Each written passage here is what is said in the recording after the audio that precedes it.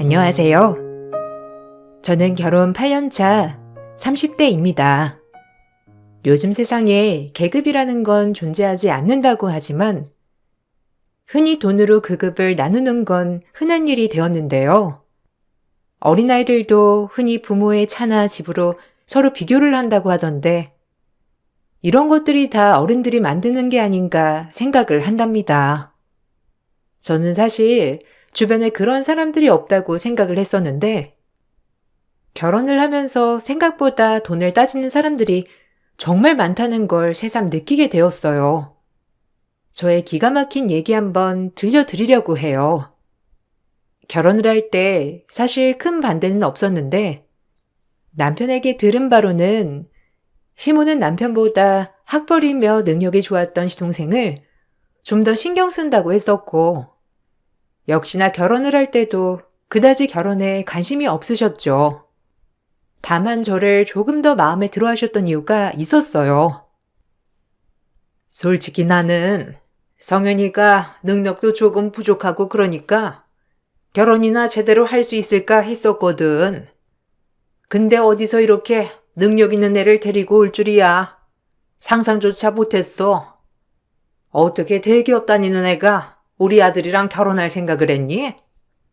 아무리 내 아들이지만 요즘은 솔직히 능력도 있고 그래야 만나기도 하고 결혼도 하잖아.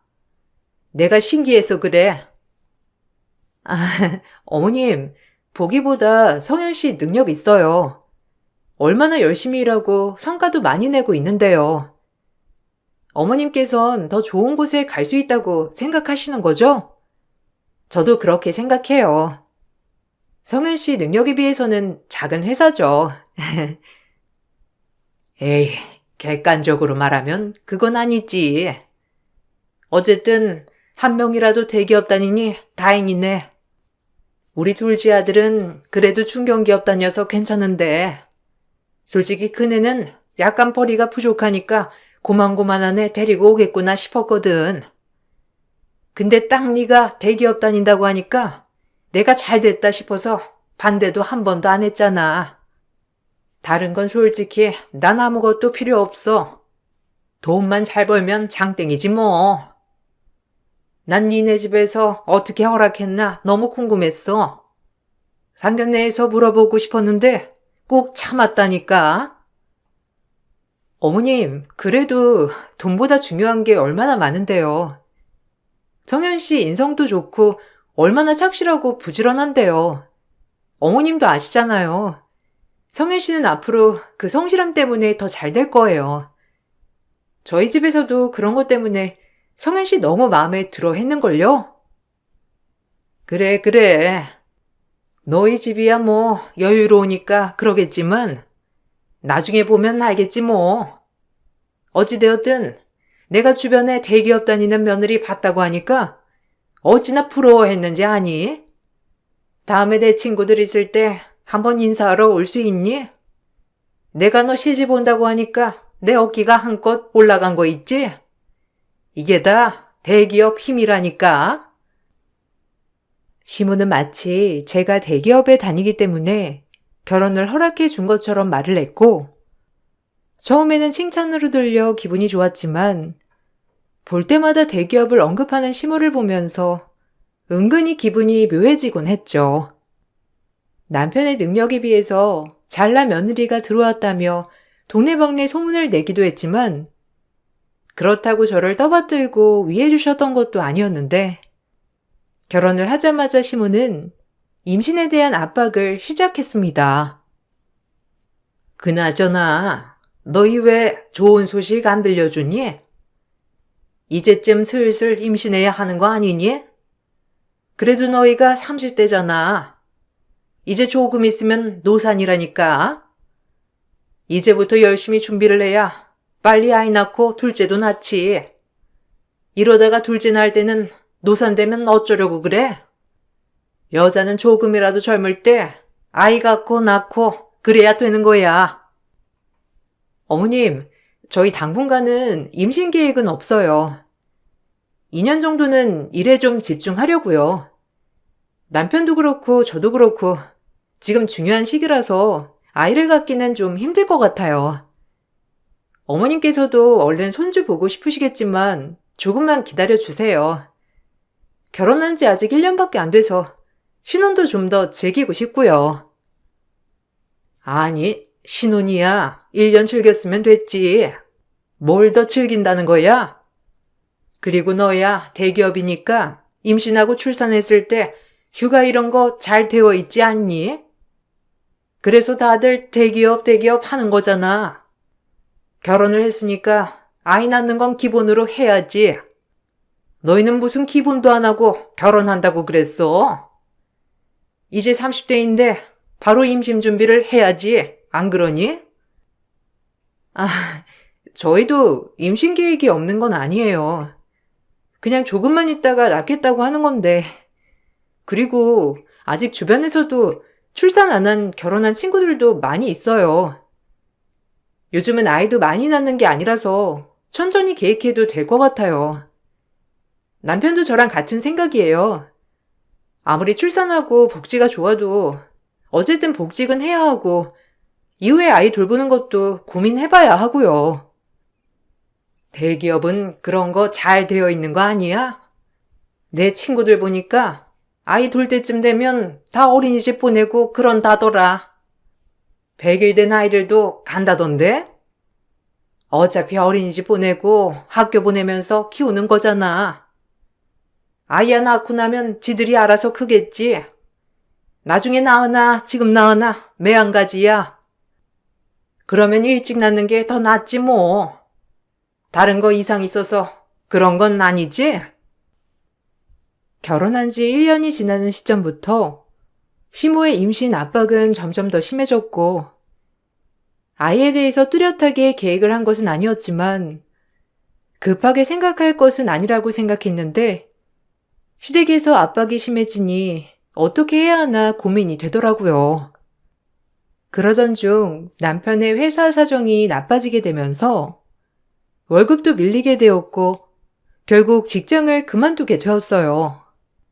남편은 어디든지 취업을 해보려고 했지만 급하게 알아보다 보면 제대로 된 곳에 취업하지 못하고 이도저도 아닌 꼴이 될 것 같아서 차라리 기간을 좀 더 두고 제대로 된 곳으로 취업 준비를 해보라고 남편을 응원해주게 되었죠. 남편이 취업을 준비하는 것도 마음에 들지 않았던 시모는 그 와중에 제가 남편을 지지해줬다는 사실을 듣고서는 저를 생각 없다면서 탓하셨어요. 예, 너는 네 남편이 직장을 그만둔다고 하면 도시락 싸고서라도 말렸어야지. 그걸 그러라고 그냥 두니? 아니, 회사 사정이 좋을 수도 있고 나쁠 수도 있는 거지. 조금 기다리면 괜찮아지지 않겠어? 그러면 사장 입장에서도 기다려준 직원들 고마워서 더 챙겨주겠지. 제 능력에 이제 또 어디 가서 직장을 구한다는 거야? 나이도 나이고 더 어리고 능력 있는 애들이 얼마나 널리고 널렸는데 어떻게 너는 같이 철없이 생각을 해? 어머님, 그래도 남편 요즘 열심히 준비하고 있어요. 솔직히 월급도 밀리고 그렇다고 일을 제대로 시키는 것도 아니고 남편도 나름 스트레스 많이 받아 했었거든요. 그런 곳에서 시간만 허비할 바엔 그만두는 게 낫죠. 지금 안 나오고 버티는 사람들은 아직까지도 월급 못 받았어요. 겨우 그만두겠다고 하고 나온 사람들한테나 챙겨줬지. 아무리 그래도 너희는 결혼까지 했는데 그런 건 생각도 안 하니? 버틸 만큼은 버텨봐야지. 절이 없어도 너무 없는 거 아니니? 취업 준비를 할 게 아니라 자리가 있으면 아무 곳이라도 들어가야지. 저번에 그리고 내가 소개해준 곳은 왜 안 다닌다고 한 거야? 그래도 내가 너희 생각해가지고 아는 지인들 통해서 알아본 곳인데 너네가 싫다고 하니까 내가 얼마나 민망했는지 알아? 거기는 원래 다니던 곳보다 더 안 좋은 곳이잖아요. 지금 더 나은 상황 만들려고 노력하는 건데 어머님은 너무 남편 능력을 낮게 보시는 것 같아요. 저희 남편 그래도 능력 있고 열심히 하고 있어요, 어머님. 어머님이 소개해 주셔서 감사하긴 하지만 출퇴근 시간도 일정하지도 않고 주말도 없이 일을 해야 하는 건 좀 아니지 않아요? 그러게. 왜 일을 그만둬가지고 지금 이 난리를 겪냐 이 말이야. 그냥 거기서 버티면 되는 걸. 다른 것보다 나는 너한테 너무 실망이야. 어떻게 남편이 그냥 직장 그만둔다고 하는데 알겠다고 하고 받아줄 생각을 하니? 아휴, 이러다가 전에 다니던 곳 잘 되면 어쩌려고 그래? 시모의 바람과는 다르게 남편의 전 직장은 결국 파산을 했고 폐업을 하게 되었어요. 남편은 다행히 일찍 나와서 밀린 월급을 받을 수 있었지만 끝까지 버틴 사람들은 소송까지 해야 했죠. 남편과 저는 처음부터 잘 결정했다고 서로를 위로해줬지만 시모는 그 소식을 전하니 전에 했던 말은 어디로 갔는지 자기가 그럴 줄 알았다고 말씀을 하셨죠. 그러던 와중에 남편은 좋은 곳에 취업을 하게 되었는데 축하 파티를 하기 위해서 시댁에 모이게 되었고 시모는 그 자리에서 눈물을 훔치셨어요. 아유, 내가 얼마나 마음을 조마조마하면서 살았는지 아니? 그래도 우리 집 장남인데 일이 잘 풀리면 얼마나 좋았을까 싶기도 하고 내가 이 고생하면서 살라고 어릴 적부터 그렇게 치열하게 공부시키고 그랬던 것도 아닌데 고생하는 거 보고 있자니 짠하고 내가 너 잘 될 거라고 했지? 엄마가 성윤이 너 잘 될 거라고 했잖아. 엄마가 언제 그랬어요? 나 일 그만둔다고 했을 때 제일 뭐라고 했으면서. 오히려 아내가 날 위로해줬지. 그리고 취업 준비나 할 때도 눈치 제일 많이 보게 한 사람이 엄만데 무슨 잘 될 거라고 했다는 거예요? 하여튼 엄마는 진짜 말 바꾸는 건 선수야, 선수. 아니, 내가 언제 눈치를 줬다고 그래? 눈치를 줄 거였으면 내가 아니라 네 와이프가 줬겠지. 솔직히 남편이 직장 그만두면 얼마나 신경이 많이 쓰이겠어. 얘가 너한테는 말은 못해도 나한테 슬쩍슬쩍 말하는 거 들어보니까 너 직장 그만둔 거 마음에 안 들어 했다더라. 그거 속에 감춰뒀으니 얼마나 눈치를 줬겠어. 네? 제가요? 저 그런 적 없어요, 어머님. 남편 월급 밀리고 그러니까 제가 먼저 그만두라고 했는걸요? 어머님이 저한테 철없다 어쩐다 했던 것도 다 그 때문이었잖아요. 내가 언제 그랬어? 내가 우리 큰아들 알아서 잘할 거라고 했잖아. 네가 시집을 진짜 잘 온 거지. 이제 너는 속 편하고 좋겠다. 남편 벌어다 준 돈으로 살림하면 얼마나 편하니? 솔직히 여자들 대기업 다녀봤자 남자들 월급만 하겠어? 시모에 왔다 갔다 하는 언행에 혼란스럽기도 했지만 그냥 그럴 수 있다고 생각을 했었어요. 그러다가 제가 임신을 하게 되면서 시어머니에게는 돈이 최고였다는 걸 알게 되었죠.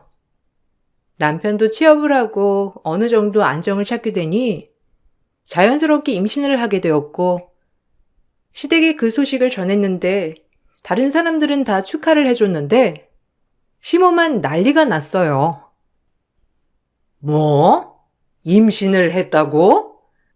큰애가 취업한 지 얼마나 됐다고? 이제야 큰애한테 용돈이나 좀 받아볼까 했더니만 어떻게 벌써 임신을 했어? 그렇게 임신해라 말할 때는 뭐 늦게 임신할 거라고 큰소리 떵떵 치더니만.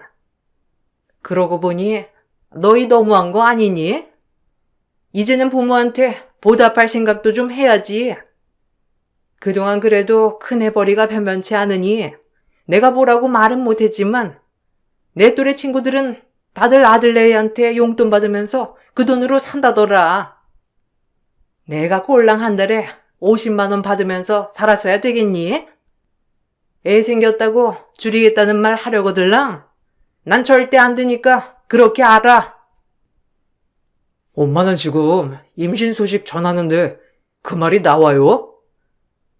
오랫동안 준비한 거 알면서 어떻게 그 말부터 할 수가 있어요? 그냥 임신했다고 말씀드리는 거예요. 엄마도 얼른 아이 가지라고 하셨잖아요. 근데 갑자기 용돈 줄이라고 하지 말라니 진짜 너무한 거 아니에요? 저 취업하고 나서 월급 얼마 받았냐며 꼬치꼬치 캐물을 때부터 알아봤어야 하는 건데. 내가 뭐 못 받을 돈 받는 것도 아닌데 뭘 그러니? 니들 내가 얼마나 고생하면서 키웠는데 이 정도도 못해? 남들은 부모한테 못해줘서 안달이라고 하는데 너는 장남이나 된 게 뭐 하나 제대로 해주는 것도 없고. 에휴, 됐어. 나중에 아이 낳고 나서 아이 봐달라는 말 하지도 마. 나는 애 못 봐주는 거 알지? 아, 엄마, 제가 언제 애 봐달라고 했어요? 장남 할 거였으면 예전부터 그러셨어야죠. 지금까지 매번 동생만 챙겼으면서 이제 와서 장남은 뭔데요? 내가 와이프 보기 창피해가지고 엄마가 말 안 해도 저희 애 엄마한테 안 맡길 거니까 걱정하지 마세요. 저희는 그동안 월급에서 50만 원씩 시댁에 드리고 있음에도 불구하고 시모는 그것도 모자라다고 불만을 표시하셨어요. 여기에 아이까지 가졌다고 하니 혹시라도 용돈을 줄일까봐 먼저 줄이지 말라고 말을 꺼내시더라고요. 남편은 그 말을 듣고서는 저에게 면목이 없다면서 창피했고 저는 그런 남편이 안쓰럽기까지 했어요. 그 뒤로 시모와의 교류가 줄어들긴 했지만 여전히 시모는 꼬박꼬박 용돈을 받아갔어요. 시간이 지나 출산일이 다가오고 저는 난산으로 아이를 낳게 되었는데 아이가 태어나는 과정도 너무 힘들었지만 출혈이 잡히지 않아서 대학병원으로 긴급 이송을 했고 겨우 목숨만은 건지게 되었죠. 그래서 출산 이후에는 몸 회복도 너무 더뎠어요. 아이가 태어난 지 1년이 되었지만 전 제 컨디션을 찾지 못했고 결국 복직을 포기하게 되었어요. 남편과 상의하에 결정한 일이었지만 제가 복직을 포기했다는 소식이 들려오자 시모는 불이 나게 연락이 와서 제 몸 걱정은커녕 회사 얘기를 꺼내셨죠. 너 진짜 회사 그만둔 거 사실이니? 아우, 남들 다 편하게 하는 출산을 왜 너는 힘들게 해가지고. 그래서 휴가 같은 건 연장은 전혀 안 된다고 해? 그래도 너희 회사 대기업인데 어느 정도 유연하게 할 수 있는 거 아니야? 네가 그 회사를 몇 년이나 다녔는데 몸이 아픈 사람을 그렇게 내쳐?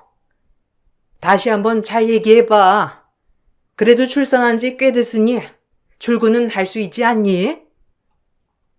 어머님, 저 지금 몸 컨디션 너무 안 좋아서 출퇴근도 힘들어요.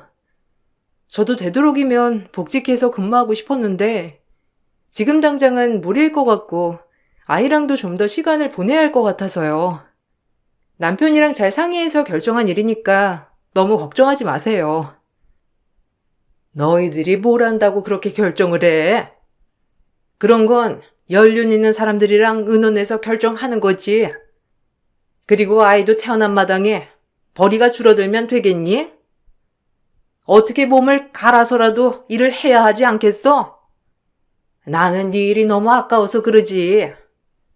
나중에 너 아이 다 키우고 나면 할 수 있는 일이 많을 것 같지?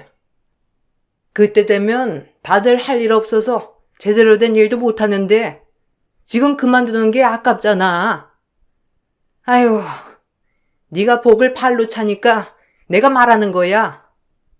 아이야 태어나면 알아서 크는 거고 원래 출산하면 몸 이곳저곳 아픈 건데 네가 너무 엄살 부리는 거 아니니? 저 며칠 전에도 쓰러졌어요, 어머님.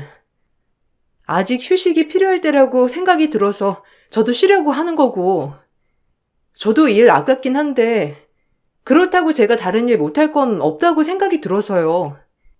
병원에서도 꾸준히 봐야 한다고 하는데 제 몸도 정상이 아닌데 복직하면 회사에도 민폐잖아요. 나도 몸이 힘들면 한 번씩 어지럽고 그래. 그런데도 잘 지낸다니까. 아니 다들 너 언제 복직하냐 물어보고 그러는데 어떻게 설명하니? 아이 낳고 나서 퇴직했다고 하면 에휴. 그나저나 아들은 이제 용돈 못 준다고 하던데 그건 그냥 유지하는 거지? 네가 괜찮다고 조금 아끼겠다고 좀 얘기해보면 안 되겠니? 역시나 시모는 용돈이 줄어들까 걱정돼서 제가 복직하지 않는 것에 대해서 반대를 했던 것이었어요. 그동안 아이를 낳고 나서 일을 하지 않으니 시모는 용돈을 받지 않았었는데 제가 복직할 날만 기다리고 있었거든요. 그런데 복직을 안 한다고 하니 바로 꺼낸 건 용돈이었죠. 그동안 나를 어떻게 생각을 했던 것일까 현타가 왔던 것 같아요. 남편은 제 얘기를 듣고서는 시댁을 뒤엎었고 그 뒤로 시모는 돈에 대한 얘기는 따로 꺼내지 않았어요. 그렇지만 그날 이후로부터는 저를 마치 집에서 놀고 먹는 사람처럼 취급을 하셨어요. 아이가 어느 정도 크고 나서는 뜬금없이 전화를 해서는 밥을 차려달라고 하거나 집에 택배가 왔는데 제가 가서 받아달라고 하거나 심지어 소나기가 내리던 날 우산을 안 가져왔다면서 저를 무작정 부르시기도 했죠. 처음에는 그래도 좋은 마음으로 집에 있는 게 저였기 때문에 좋은 게 좋은 거다 생각하고 들어주었지만 점점 시간이 지나면서 저를 마치 언제든지 부려도 되는 하인처럼 생각을 하는 듯 했어요.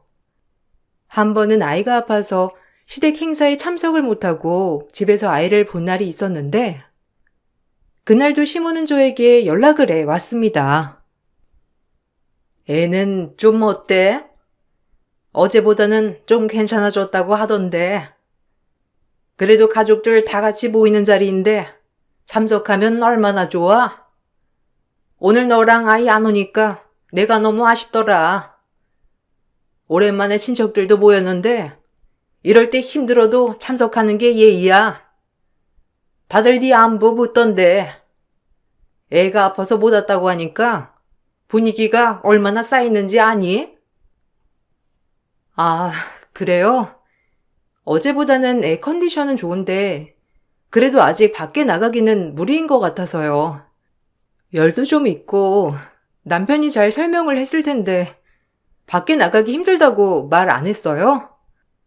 아이가 아픈데 데리고 가는 것도 좀 아니잖아요. 다음에 컨디션 괜찮을 때는 꼭 참석할게요. 다음에는 무슨 일이 있어도 참석해야지. 며느리라는 자리가 원래 그런 거야. 네가 몰라서 그렇지. 내가 얼마나 밖에서 너 커버하느라 바쁜지 아니? 솔직히 다른 사람이 들으면 집에 있는 애가 애 하나 제대로 못 돌봐가지고 아픈 거라고 수군거리는데 내가 그거 해명하느라 얼마나 진땀 뺐는데 막말로 아이 컨디션이 나쁠 이유가 뭐가 있어. 집에서 제대로 먹이면 애가 아플 이유가 있겠니? 시모는 저에게 집에 있으면서 아이를 제대로 돌보지 않았다며 저를 탓했지만 전 그 말을 듣고선 더 어이가 없었어요. 남편은 어릴 적부터 각종 전염병이며 몸도 약해 입원도 수십 번은 더 했는데 전업주부였던 시모의 탓이라 그 누구도 말한 적이 없었거든요. 아이를 돌보는 게 어떤 일인지 제일 잘 알아야 하는 시모가 오히려 절 노는 사람, 아무것도 안 하는 사람 취급을 하니 황당하더라고요. 그러던 중 시동생이 고연봉의 동서와 결혼을 하게 되었어요. 동서는 전문직에 종사하는 사람이었는데 시모는 동서의 직업만 보고서 고연봉을 받는 며느리가 들어왔다며 동네방네 소문을 냈죠. 결혼을 하고 나서도 시모가 저와 동서를 대하는 태도는 확연하게 달랐고 당연히 시모가 절 무시하니 동서와 시동생도 점점 저를 무시하기 시작했어요. 시댁 모임이 되면 동서랑 시동생은 항상 늦게 참석을 하더라고요. 시간을 조정해야 할 것 같아서 말을 꺼내게 되었어요. 안 그래도 오늘 모이면 말을 해보려고 했는데요. 동서랑 서방님이 일 때문에 늦게 오잖아요. 그러니까 저희 모이는 시간도 좀 늦추는 건 어떠세요? 아니면 날짜를 다른 날짜로 하는 것도 괜찮을 것 같아요. 다들 바쁘니까 매번 이렇게 만나는 것도 신경 쓰이고 힘들잖아요. 동서는 어떻게 생각해? 너는 집에만 있는 애가 일찍 만나든지 늦게 만나든지 네가 무슨 상관이니? 바쁜 애들한테 시간 조정하자 어쩌자 하지 말고 그냥 지금 그대로 하면 될 것 같구나. 왜 바쁜 애들한테 그런 사소한 걸로 신경 쓰게 해? 너야 집에 있으니까 언제든지 볼 수 있지만 얘네들은 바쁘면 빠질 수도 있고 늦을 수도 있고 그런 거지. 좀 이해해주면 안 되겠니? 굳이 이 자리에 그렇게 말을 꺼내야 되겠어? 에휴. 형님, 일을 안 하신 지 오래되셔서 그런가? 잘 생각이 안 나시는가 봐요. 저도 그러고 싶지만 일이라는 게 항상 똑같은 시간에 끝나는 게 아니잖아요. 외부 미팅도 있고 이런저런 일 처리하다 보면 늦을 수도 있어서 다시 또 시간 조정하자고 하면 너무 복잡할 것 같아요. 그리고 언제 끝나고 모일지도 모르는데 저희 시간 맞춰서 시간 정하는 게 뭐 의미가 있는 건지 모르겠네요. 맞아. 우리 둘째가 말 한번 잘하네. 제가 뭘 몰라서 그래. 일 안 한 지도 한참 되니까 얼마나 피곤하고 시간 맞추기 힘든 건지 알기나 하겠니? 집에서 살림만 하는 애가 사회생활을 어떻게 알겠어? 둘째니가 좀 이해해. 동서와 시모는 둘이서 저를 비웃었고 전 단지 동서의 편의를 봐주려고 했던 것 뿐이었지만 마치 이해도 안 해주는 나쁜 사람으로 몰아갔어요. 전 얼른 모임이 끝나기만을 바라고 있었고 그렇게 모임이 끝나고 음식을 정리하는데 아무도 도와주지 않더라고요. 저와 남편만 열심히 식기류를 나르고 정리했죠. 동서가 조금이라도 움직이려고 하면 시모는 불이 나게 와서 동서를 부르고 데리고 가버렸어요. 매번 음식 준비도 정리도 아무것도 하지 않는 사람들이 너무 얄미웠지만 도와달라고 얘기를 해도 아무도 나서지 않으니 답답한 건 저뿐이었어요. 그러던 중 동서가 주방으로 왔길래 저는 동서에게 음식물통을 비워달라고 말을 했어요. 그런데 갑자기 시모가 오더니만 제 얼굴에 음식물통을 집어 던졌어요. 아니, 너는 집에서 맨날 놀고 먹으며 뒹굴거리는 애가 애써 시간 내서 온 바쁜 동서한테 이것저것 시켜 먹을 생각이나 하고 작은 애 왜 시켜? 이딴 구저번한 일은 먹고 노는 네가 해. 어디 할 일이 없어서 대장 노릇하려고 난리야? 너 내가 안 그래도 한번 큰소리 치려고 했어. 아무리 그래도 아무것도 안 하고 집에만 있는 너보다 바쁜 게 네 동서 아니니? 그러면 좀 위해줄 줄도 알고 이해도 해줘야 하는데 하는 거라고는 없는 애가. 지금 뭐 하는 짓이에요? 당신 괜찮아? 어떻게 사람 얼굴에 음식물통을 던질 수가 있어요? 무슨 일인지 들어보지도 않고 무작정 음식물통 던지는 게 어디 있어요? 엄마 진짜 해도 너무한 거 아니에요? 안 그래도 아까 식사 자리에서 직장인이고 어쩌고 하는 거 들었는데 엄마는 제대로 아는 것도 없으면서 사람 차별을 해요? 내가 뭔 차별을 했다고 그래? 말 맞다나 네 와이프야 집에서 네 돈 쓰면서 편하게 쉬며 탱자탱자 놀기만 하지. 우리 둘째는 밖에서 뼈 빠지게 일하면서 시부모 용돈 챙겨줘 살림에 얼마나 힘들게 사는지 너는 알고서 그런 소리 하는 거야? 맨날 하는 일도 없이 노는 애가 고작 몇 번 시댁에 와서 밥 차린다고 불만을 표출하고 멋모르는 동서한테 뭐라고 하는데 내가 화가 안 나게 생겼니? 너야말로 네 와이프가 이러는 걸 그냥 감싸고 도는 거야? 지금 뭔 소리 하시는 거예요? 어떻게 지금까지 했던 말은 어디로 들으신 거예요? 와이프가 왜 지금 집에서 놀고 먹어요? 살림하는 것도 장난도 아니고 힘든 거 엄마도 아시잖아요. 그리고 와이프 일하고 있다고 제가 몇 번이나 말해요.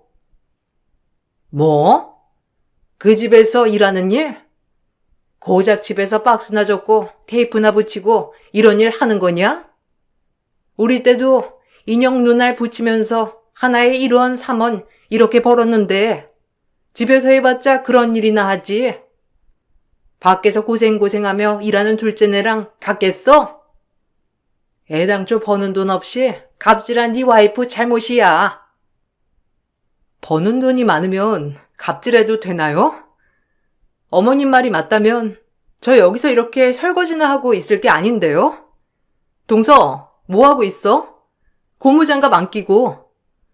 이제부터 여기 집은 돈 많이 버는 순서로 일할 거니까 여기서는 동서가 바짝 엎드려서 일해야 되겠네. 제 말에 시모는 영문을 모르는 표정을 지었고 동서는 너무나 당황해했어요. 사실 전 대기업을 퇴사하고 나서도 제 적성을 살려 프리랜서로 일을 하고 있었죠. 회사에서도 제가 복직하길 바랐던 상황이라 아쉬워했었는데 프리랜서로 활동하면서 외주로 많이 이용을 해주셨고 그러면서 전 여러 가지 업무를 진행했어요. 처음 아이를 낳고 나서 1, 2년은 고생을 했지만 점점 시간이 흐르면서 대기업 직장인 못지않게 벌게 되었죠. 그렇게 차곡차곡 모아둔 돈이 있었는데 그 돈을 저희는 시동생 결혼 자금에 빌려주게 되었어요. 지금 동생네 사는 곳, 거기 누구 건지나 알고 엄마 그런 소리 하는 거예요? 그거 와이프 명의 아파트예요. 그거 엄마 진짜 몰랐어요? 하긴 그거 알면 와이프한테 이렇게 대할 수도 없었겠지. 그렇게 돈 좋아하는 엄마가 재수씨, 아니 아무리 동생이 말하지 말라고 부탁했지만 솔직히 너무 뻔뻔한 거 아니에요? 고연봉? 참 빚이 그 정도 있는 건 아니고요. 뭐? 그게 무슨 말이야? 그 집이 왜 큰애 거라는 거야? 작은애가 아는 사람한테 분명 싸게 빌렸다고 했는데 내년에 입주할 곳 있다고 하면서 올해만 산다고 한 거 아니었어? 작은애야, 네가 한번 말해봐라. 네가 저번에 우리 앞에서 내년에 입주하는 곳이 있어서 거기 들어가기 전까지만 살 곳이 있으면 된다고 말하지 않았니? 그거 다 거짓말이에요. 엄마는 지금만 보고 그렇게 사람을 판단하면 어떡해 해요? 쟤네 돈 모아둔 것도 없고 입주는 무슨 내년에 갈 곳도 없는데 뭔 소리 하는 거예요? 엄마 진짜 너무하시네요. 아무리 그래도 사람을 돈으로 판단하면 안 되지. 엄마 생각대로 하자면 지금 여기서 제일 잘난 사람 아마 우리 와이프일 거예요. 전 친정이 여유로웠던 것도 있었지만 졸업 후 바로 취업을 해서 정말 알뜰살뜰 돈을 모아 친정 도움을 받아서 아파트를 마련했던 적이 있었어요.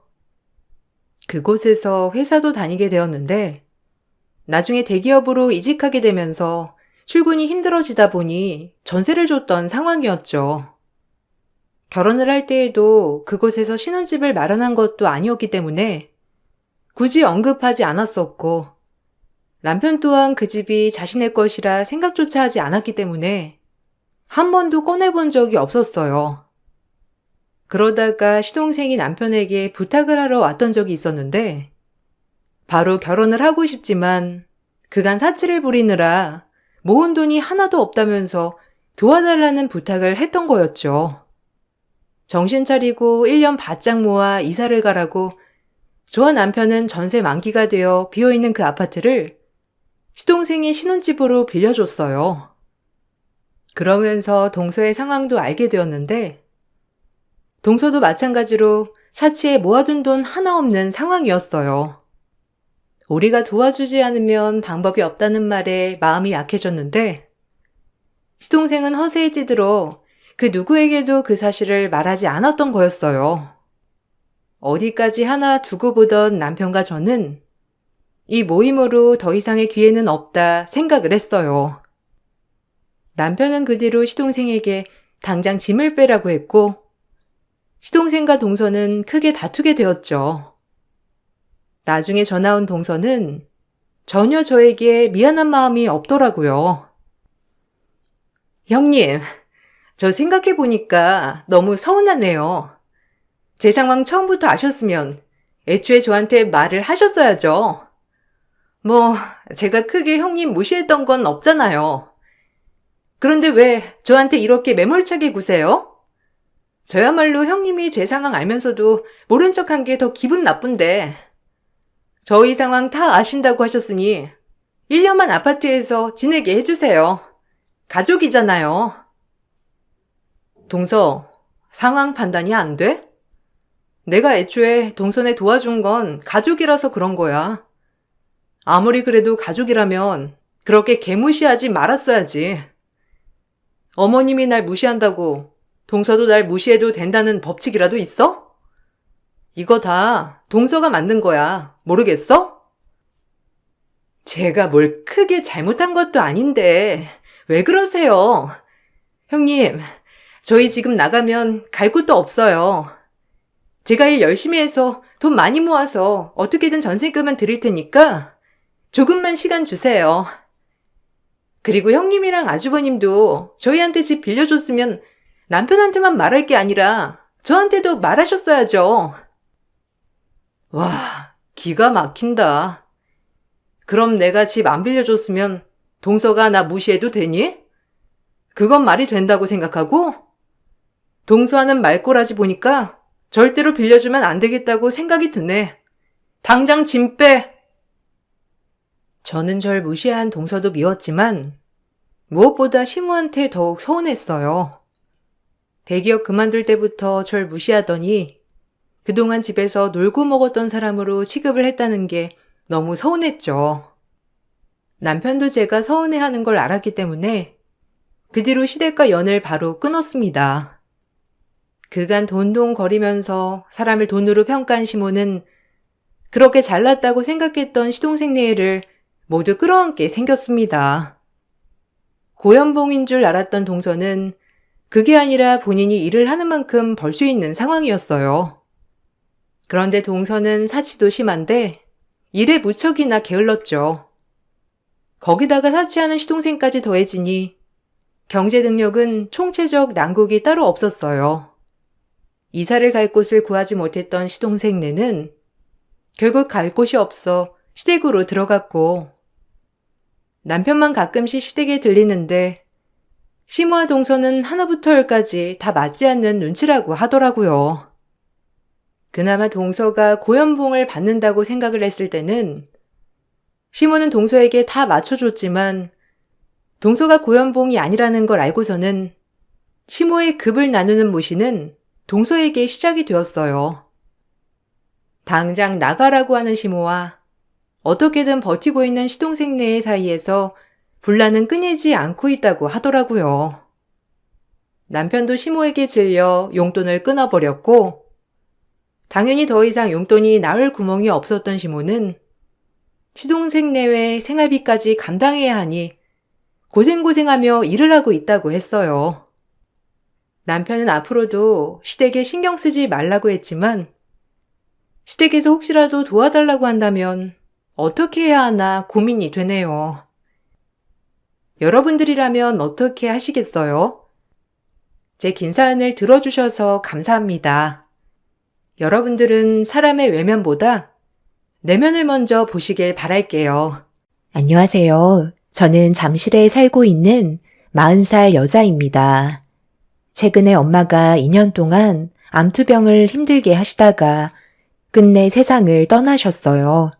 눈을 감으시기 전에 저에게 주셨던 하나의 쪽지와 제가 그동안 모르고 살았던 진실들을 듣게 되었죠. 엄마의 한마디에 상당히 큰 충격을 받았었고, 지금까지 살아오신 과거에 대해 알 수 있었어요. 그리고 무언가 잘못되어 가고 있다는 걸 직감하게 되었습니다. 지금부터 써내려갈 제 사연을 들어주실 여러분들께서 제가 어떤 식으로 처신하면 좋을지 많은 의견 부탁드리겠습니다. 엄마는 2년 전에 췌장암 말기 판정을 받으셨어요. 그간 힘들게 버텨오셨지만 암세포가 다른 장기로 전이가 되면서 정상적인 몸으로 돌아오기에는 어려움이 많았었어요. 그리고 의사는 엄마와 함께 할 수 있는 시간이 길면 1달 정도라고 마음의 준비를 하는 게 좋을 것 같다는 진단을 하셨습니다. 그 말을 들었을 때 정말 하늘이 무너져 내리는 것 같은 느낌이었고, 엄마한테는 내색하지 않으려고 눈물이 터지려는 걸 억지로 참으면서 무덤덤한 척 애써 미소를 지어 보였어요. 의사의 말을 같이 듣고 계셨던 엄마는 이미 마음을 내려놓으신 듯 창밖의 풍경을 바라보셨죠. 제가 40의 나이가 될 때까지 살아오면서 제일 후회스러웠던 건 엄마가 조금이라도 건강하셨을 때 같이 여행 한번 제대로 가지 못했던 게 너무 후회가 되었어요. 성인이 되면서부터 타지에서 일을 했던 저는 엄마와 떨어져 살게 되었고, 제 나름대로 먹고 살기 위한 자리를 만들어가고 있었죠. 한 직장에서 오랫동안 일하면서 괜찮은 사람을 만나 결혼까지 하게 되었고, 눈에 넣어도 아프지 않을 아이들까지 생기면서 제가 꾸린 가정을 위해 모든 걸 희생하며 살다 보니 엄마와 자주는 아니더라도 가끔씩 통화했던 그 시간들 빼곤 제 가족을 위해 사용하게 되었죠. 명절날 외엔 가끔씩 엄마 얼굴을 보러 가기는 했었지만 결혼 전에 비하면 턱없이 부족한 시간이었어요. 항상 마음에 걸렸었지만 엄마가 저보다 먼저 걸어온 길들이기 때문에 제가 소홀해도 이해해 주실 줄 알았어요. 그렇게 정신없는 날들의 연속에 지쳐갈 때쯤 어느 날 가족들이 모두 다 잠든 시간에 거실에서 혼자만의 시간을 보내고 있었는데 핸드폰을 보다가 아이들과 함께 찍은 사진을 보면서 건강하게 잘 자라준 아이들의 모습에 미소가 절로 나오고 있었는데 몇 달 전에 엄마와 함께 찍었던 사진이 눈에 들어왔어요. 그런데 핸드폰 속에는 엄마와 함께 찍은 사진은 단 1장뿐이었고 제 핸드폰 속에 저장되어 있던 사진들은 전부 다 아이들과 남편뿐이었습니다. 결혼을 하기 전에는 항상 엄마 옆에 껌딱지처럼 붙어 있었는데 저도 자식을 낳고 살다 보니 엄마를 향했던 제 사랑은 자연스럽게 아이들을 위해 쏟게 되면서 엄마를 너무 신경 써드리지 못한 것 같아 마음이 안 좋았었어요. 엄마 옆에 좋은 분이 계셨으면 마음이라도 편했을 텐데 엄마는 아빠가 일찍 세상을 떠나시고 단 한 번도 다른 남자를 만나지 않으셨어요. 오로지 저만 바라보고 저를 위해 살아오셨죠. 과거에 엄마와 함께했던 기억들을 떠올리다 보니 자연스럽게 눈물이 흘렀고 엄마가 너무 보고 싶기도 하면서 무엇을 위해 이렇게 살아야 하나 싶더라고요. 제 삶에 엄마와 함께 할 수 있는 시간조차 없다는 게 너무 마음이 아파 조만간 엄마와 며칠간 여행 좀 다녀오는 게 좋을 것 같아 다음날 남편한테 전날에 생각해 두었던 계획에 대해 조심스럽게 꺼냈어요.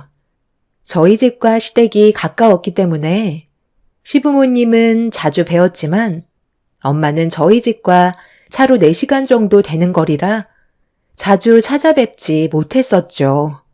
그래서 길게는 아니고 2박 3일 정도로 금요일부터 일요일까지 아이들 좀 부탁한다고 하니까 남편은 무언가 상당히 불편한 얼굴로 저를 바라보면서 너무 장시간 자리를 비우는 거 아니냐고 이해해주지 못하는 말들을 하길래 좀 놀라긴 했었어요. 2박 3일은 너무한 거 아니야? 아이들 보는 게 쉬운 것도 아닌데 1박 2일도 아니고 어떻게 2박 3일이나 자리를 비우겠다는 거야? 이건 좀 아니지 않나? 당신 아버님, 어머님 집은 가까우니까 자주 왕래를 했지만 우리 엄마 집은 거리가 있어서 자주 찾아뵙지 못했었잖아. 그리고 혼자 계셔서 외로우실 텐데 이번에 엄마랑 같이 시간 좀 보내주면 내 마음이 좀 편할 것 같아서 그래. 집에서 혼자 아이들과 함께 있는 게 힘들 것 같으면 아버님 댁에 잠깐 가 있으면 되잖아. 어차피 아버님, 어머님은 아이들을 좋아하시니까 당신도 좀 다녀와. 내가 언제 이런 부탁 한 적 있어? 자주도 아니고 처음 부탁하는 건데 들어주기 힘든 거야? 애들이 어느 정도 컸다고 해도 아직 초등학생이고 신경 쓸 부분들이 얼마나 많은데 당신이 없으면 얼마나 힘든지 알아? 꼭 가야 돼. 명절 때 들리면 되잖아. 내가 이렇게까지 부탁하는데 좋게 좀 보내주면 안 되는 거야? 솔직히 당신은 시댁에서 사소한 모임이라도 전부 다 챙기려 하잖아. 그런데 정작 내가 무슨 부탁 하나라도 하면 이런저런 핑계 다 대고 끝까지 우리 엄마 집에 가지 않으려고 피하지 않았어? 나는 그런 것도 서운했었지만 서로 얼굴 붉히면서 싸우고 싶지도 않아서 참고 넘어간 적도 많다고. 그러니까 내 부탁을 들어주지 않겠다는 거네. 무슨 말인지 충분히 이해했어. 차라리 내가 아이들 데리고 친정에 다녀올게. 당신도 나한테 집안일로 부탁하지 마. 여태껏 당신이 원하는 대로 정말 많이 맞춰줬지만 조금도 고마워하지 않는 것 같아. 그럼 나 먼저 나갈게. 남편은 어이가 없다는 듯 저를 바라봤어요. 화가 정말 많이 올라왔지만 아침부터 목소리 높이고 싶지 않아 꾹 참고 아이들을 데리고 먼저 밖으로 나왔습니다. 몇 년 전까지만 해도 남편과 같은 직장에 다녔었지만 다른 회사에서 남편한테 스카웃 제의가 들어와 다른 곳으로 이직해서 회사를 따로 다니게 됐었는데 그쪽 회사에서 일이 잘 안 풀리는지 최근 들어 짜증도 상당히 많아졌고 무엇을 하던 항상 불만이 많았었어요. 감정 기복이 심해진 남편 때문에 저 또한 많이 힘든 상태였지만 최대한 좋게 풀어가려고 지속적인 노력을 했었어요. 하지만 달라지는 건 크게 없었습니다. 결국 저는 남편이 조금도 배려를 해주지 않아 아이들을 데리고 친정으로 향했어요. 그런데 친정에 거의 다 도착해 갈 때쯤 시모에게 갑자기 전화가 왔다가 끊어졌길래 때마침 휴게소에 잠깐 정차했던 저는 시모에게 다시 전화를 걸었어요.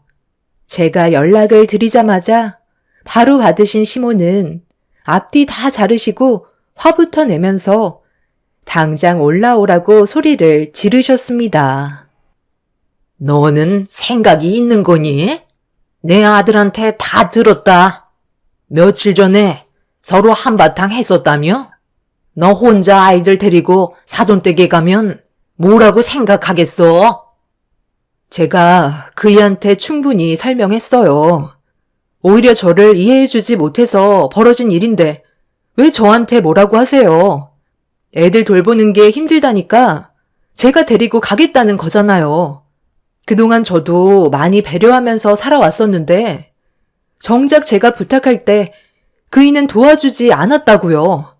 하루 이틀 문제가 아니에요. 최근에 정말 많이 부딪히고 있어요. 회사 옮기고 나서 일이 잘 안 풀리는지 온갖 히스테리는 다 부리는데도 최대한 참고 얼굴 붉히지 않으려고 정말 많이 노력하고 있는 중인데 어머님께서 중심을 잡지 못하시고 일방적으로 한쪽 편만 들어주신다면 저도 엄청 서운해요. 그리고 어머님, 저 이제 두 아이 엄마예요. 적은 나이도 아닌데 어머님이 오라면 오고 가라면 가는 그런 나이는 지났다고요. 오늘 일정이 바빠서 길게 통화 못해요. 그럼 들어가세요. 시모는 아무 이유 없이 그냥 올라오라고 했어요. 남편은 저와 대화를 주고받았던 내용들을 시모에게 전부 다 털어놓았다는 걸 알게 됐을 때 기분이 좋지 않았고, 날이 가면 갈수록 성격이 이상해지는 남편 때문에 앞으로 같이 살아가야 할지 고민이 너무 많았었습니다. 점점 난폭해지는 모습과 시댁 식구들이 저를 함부로 대하는 행동들이 그나마 남아있던 정도 떨어지게 만들었어요. 힘들게 꾸려온 가정이 조금씩 금이 가고 있다는 걸 느끼게 되면서부터 앞으로 어떻게 살아가야 할지 심각하게 고민을 했었죠. 남편이 시모에게 저와 나눴던 대화들을 전부 얘기했을 때 머릿속에 이혼이라는 단어가 떠오를 정도로 너무 서운했었어요. 그동안 제가 시댁 집안에 해왔던 희생을 당연하게 생각했던 남편한테 실망을 많이 했었죠. 조만간 정리할 수도 있겠다 생각하면서 다시 친정으로 향했고, 그렇게 아이들과 함께 엄마 집에 도착을 했는데 문을 여는 순간 엄마가 배를 움켜쥐고 계셨어요. 너무 놀라 무슨 일이냐고 여쭤보니 최근 들어 소화도 잘 안 되는 것 같고 배에 통증이 자주 온다면서 시간이 좀 지나야 괜찮아진다며 식은땀까지 흘리고 계시길래 아무래도 병원에서 검사를 좀 받아봐야 할 것 같아 친정에 오자마자 엄마를 모시고 병원부터 향하게 되었습니다.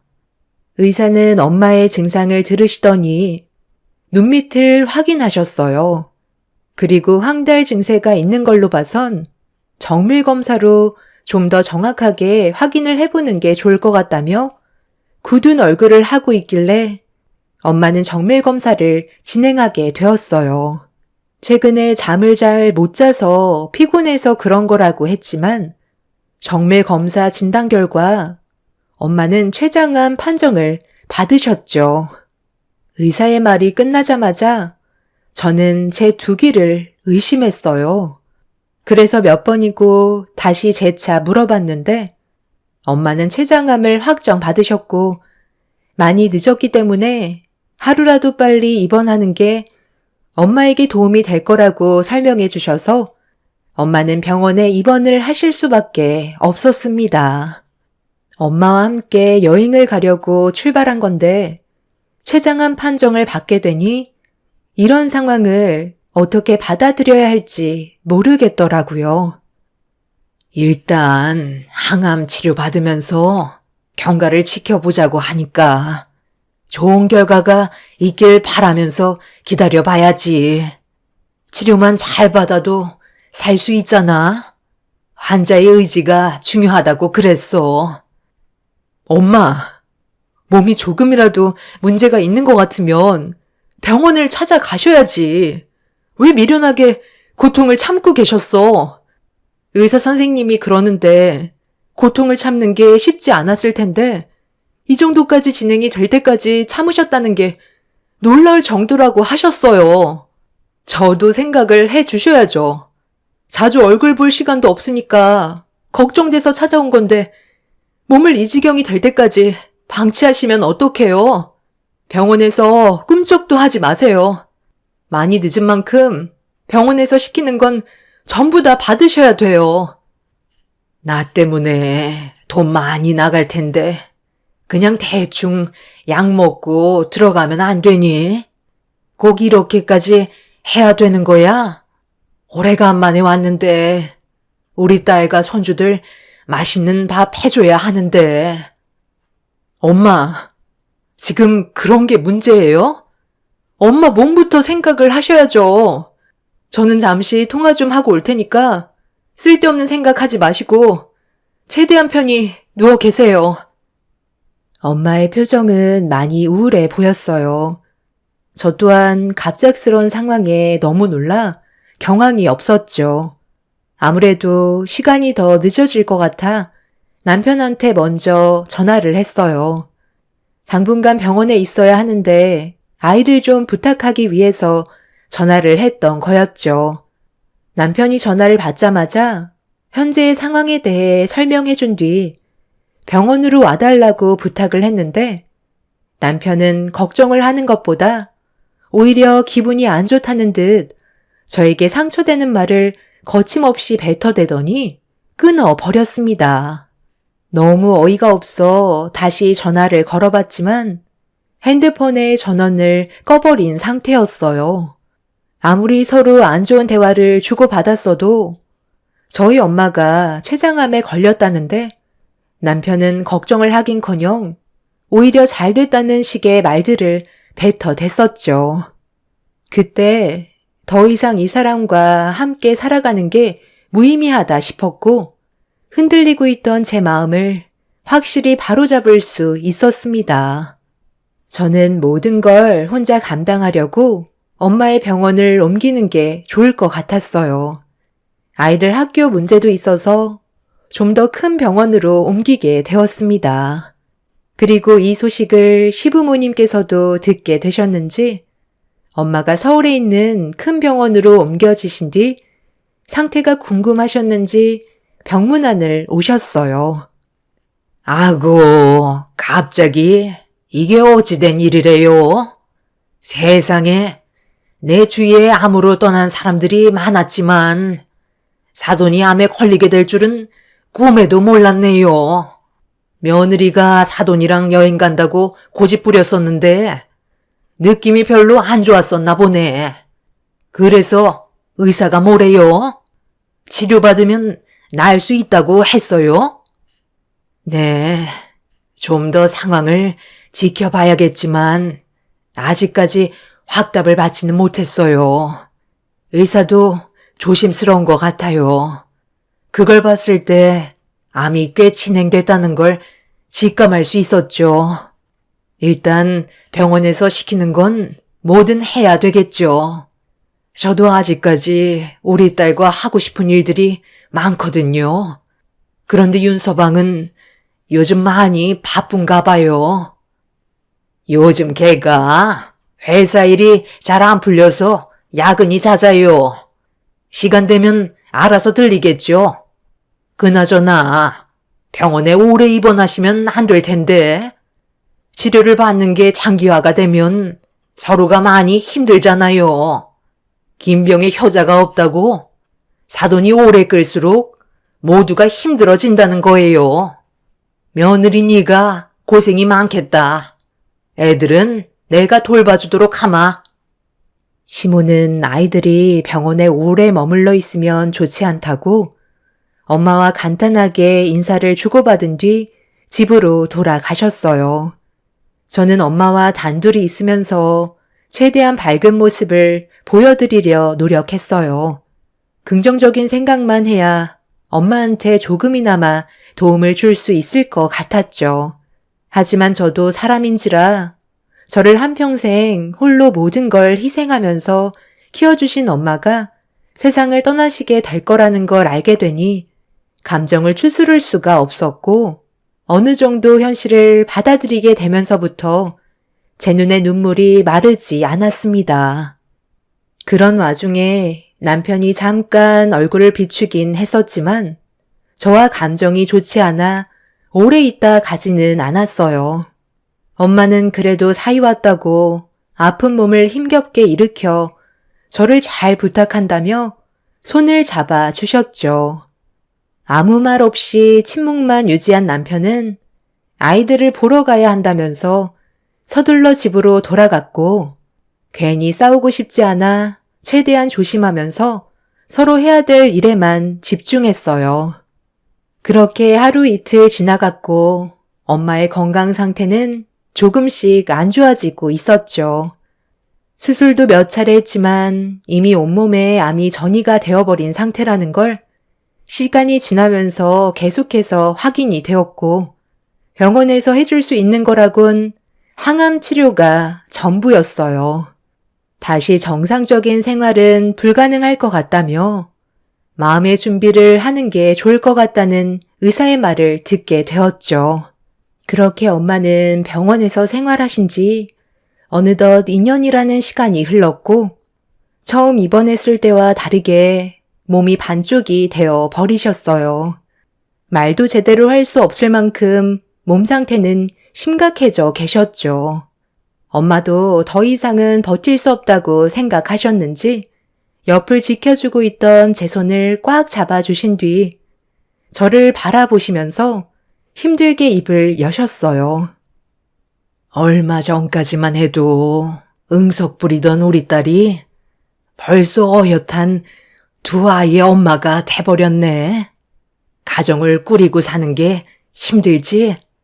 그래도 네가 최선을 다해 살아가는 걸 보니 대견스럽다.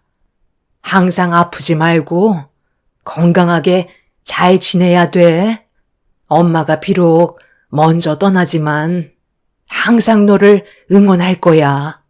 언제 어디서라도 열심히 살아야 돼.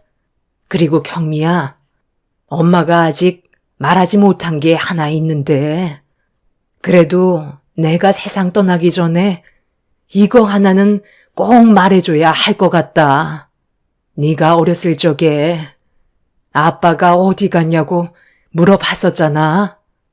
그때 내가 세상을 떠났다고 했었지? 너희 아빠가 엄마랑 너를 버리고 갔었다는 걸 말해주고 싶지 않아서 세상을 떠났다고 했었어. 그런데 엄마가 병원에 입원하기 전에 너희 아빠가 어디에서 지내고 있는지 알아냈었어. 생각지도 못하게 신문을 보게 됐는데 거기에서 너희 아빠의 얼굴을 확인하게 되었지. 비슷한 사람이겠거니 했는데 이름도 똑같고 젊었을 때의 모습이 아직 남아있어서 두 눈으로 확인해보고 싶어 찾아가 봤는데 건물에서 나온 그 사람이 너희 아빠가 확실하다는 걸 알 수 있었지. 여기에 적힌 주소가 너희 아빠가 일하는 곳이거든. 엄마가 그동안 거짓말해서 미안해.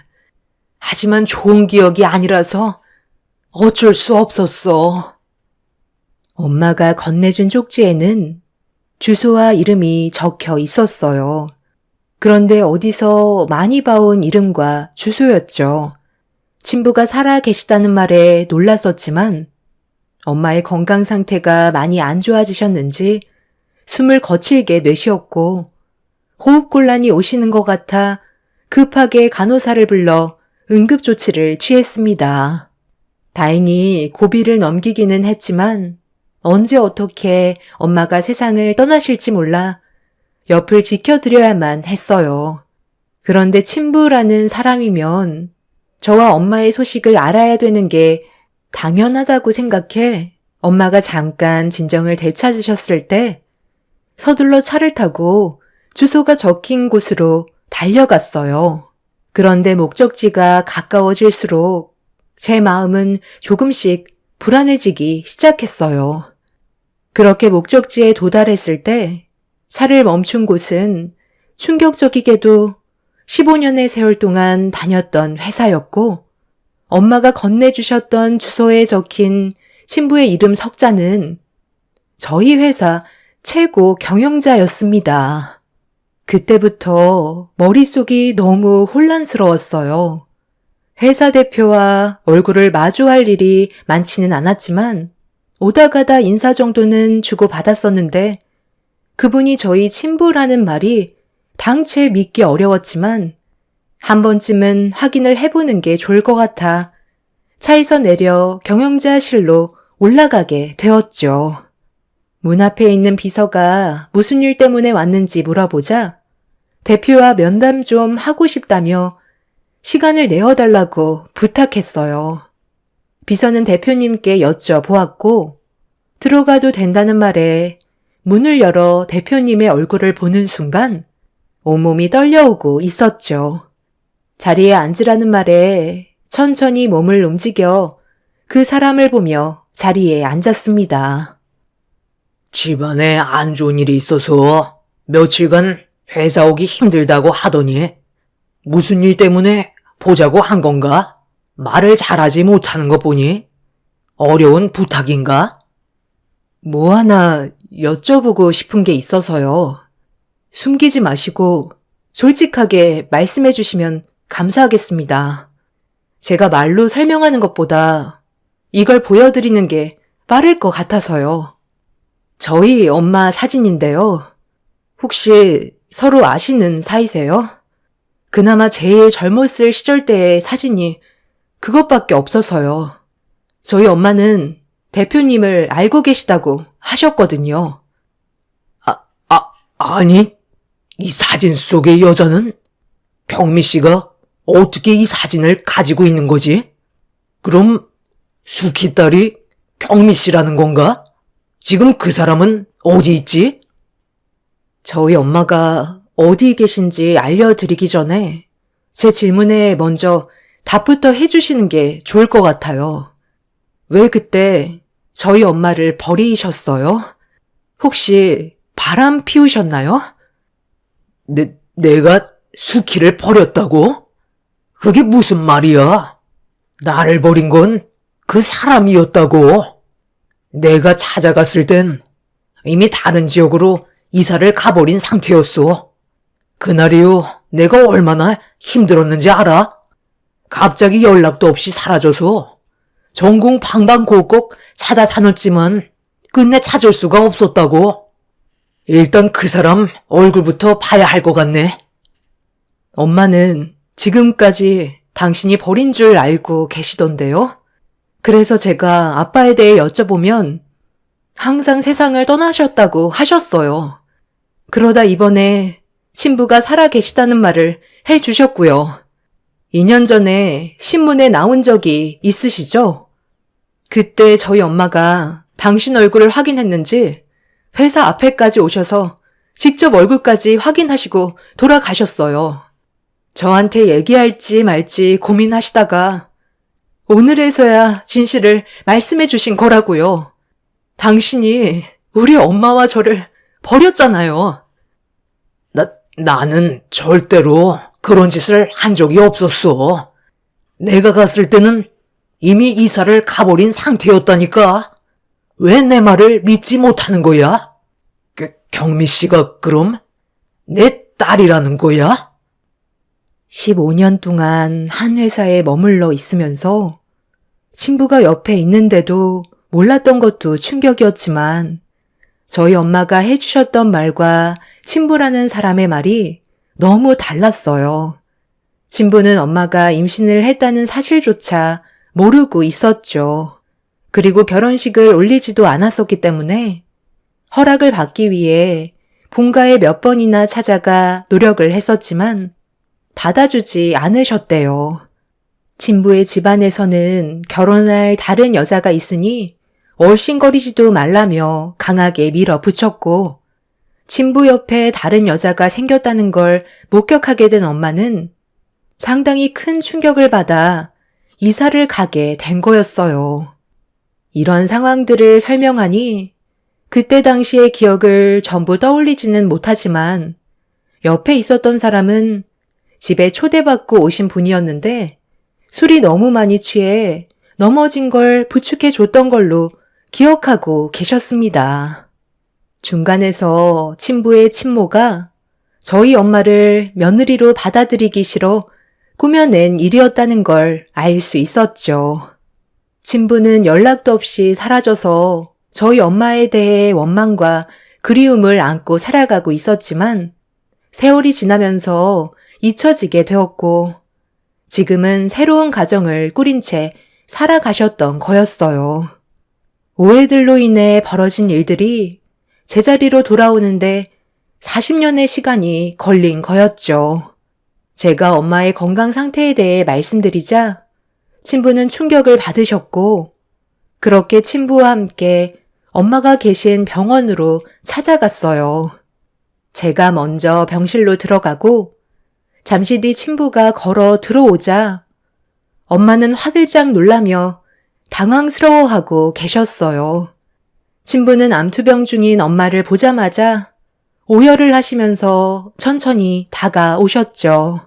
그리고 과거의 일들이 전부 오해로 벌어진 사건이었다고 제가 말씀드리자 엄마도 결국 눈물을 터뜨리셨습니다. 친부는 엄마의 손을 잡아주시면서 그동안 얼마나 고생이 많았냐고 슬퍼하셨어요. 세월이 지나도 두 분의 사랑은 변함이 없었다는 걸 알 수 있었죠. 저는 두 분만의 시간이 필요할 것 같아 잠시 자리를 비켜드리려 하는데 남편과 시부모님께서 병실 문을 열고 아이들과 함께 찾아왔어요. 그런데 눈물을 흘리고 있던 친부를 본 남편이 깜짝 놀라면서 저에게 어떻게 된 일이냐고 물어보길래 일단 모두를 밖으로 데리고 나갔습니다. 남편과 시부모님께 모든 사실을 침착하게 설명을 했는데 그 순간 시모의 한마디에 저는 당황하고 말았어요. 그동안 엄마 옆에서 병수발을 들면서 저에게 온갖 상처를 주셨던 분이 갑자기 태도가 바뀌시면서 제 양쪽 손을 잡아 들어 올리셨어요. 그럼 저기 사돈 옆에 계신 분이 친부라는 말이냐? 아니 어떻게 이런 일이 다 있을 수가 있니?